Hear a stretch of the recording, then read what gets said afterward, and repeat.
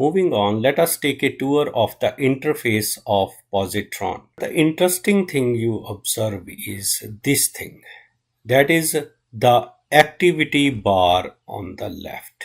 And if we want, we can also bring this activity bar on the right. So how we can bring this activity bar on the right hand side? We go here, and here in this we will click on this right alignment of the panels, and now here you see all the panels are now aligned to the right. If you want, you can go back to the left and come back to the right. So I remember it, I am used to having it on left hand side from VS Code. So the interesting thing is, for some reason, Positron is borrowing this activity bar which we can have on left or right from VS Code.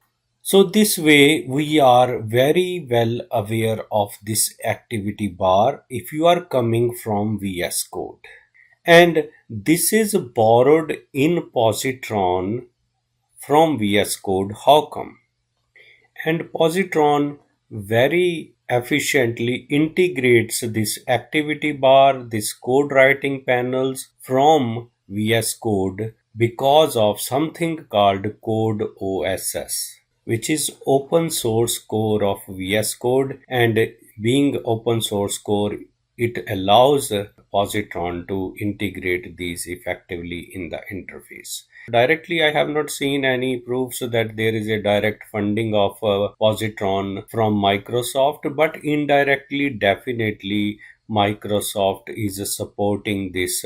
And eventually, RStudio, which became Posit, and now this RStudio as a company became Posit, and then RStudio as a developing platform is becoming Positron, and it is clearly integrating the interface of VS Code. So indirectly, definitely Positron is being supported by Microsoft. So in the days to come, who are used to doing coding in VS Code as well as RStudio, they will be eventually using the Positron. So I would definitely put it this way: Positron is equal to VS Code plus RStudio.